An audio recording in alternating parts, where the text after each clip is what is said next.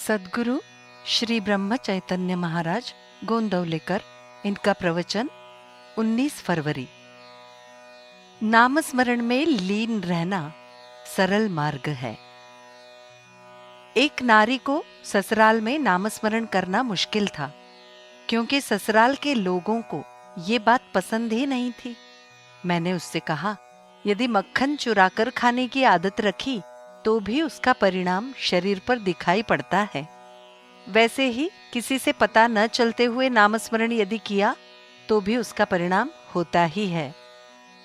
वैसे खुलकर नामस्मरण नहीं कर पाए तो गुप्तता से वो किया जाए और ऐसी चातुरी से व्यवहार करें। शरीर को भोजन की आवश्यकता होती है।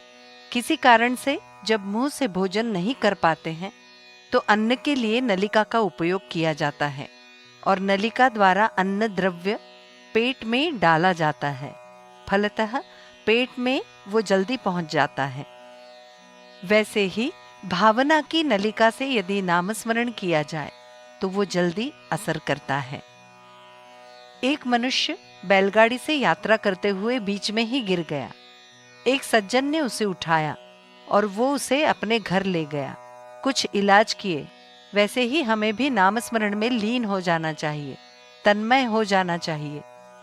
कोई न कोई संत मिल ही जाता है और अपना काम कर ही देता है, लेकिन हमें सीधे रास्ते से ही चलना चाहिए। केवल विषयासक्त जीवन टेढ़ा रास्ता है। नामस्मरण में तन्मय होना सरल मार्ग है। वस्तुतः नाम कितना निरुपाधिक है। हम देह बुद्धि की उपाधि में रहने वाले लोग हैं, इसलिए हमें नाम का महत्व जितना समझना चाहिए उतना नहीं समझता। संतों को ही नाम का सच्चा महत्व समझता है।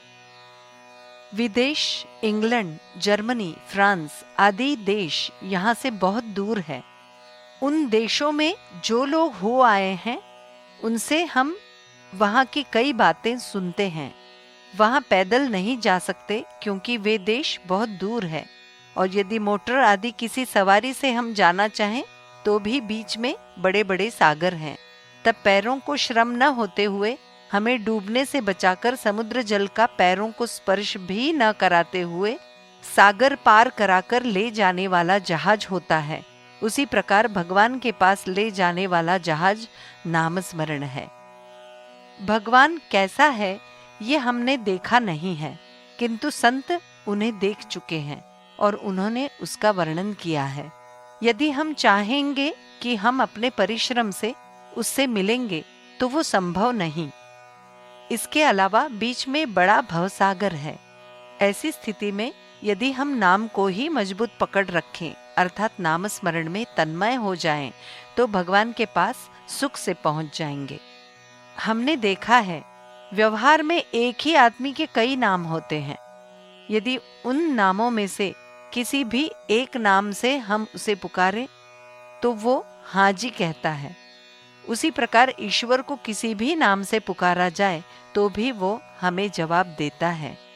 अलग अलग गांवों में जो जायदाद होती है उसकी मालिकी का नाम निर्देश बैनामे में मिलता है।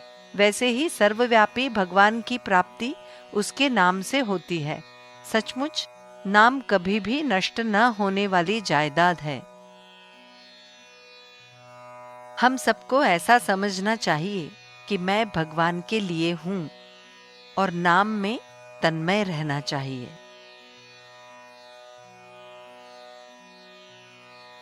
जानकी जीवन स्मरण जय जय राम।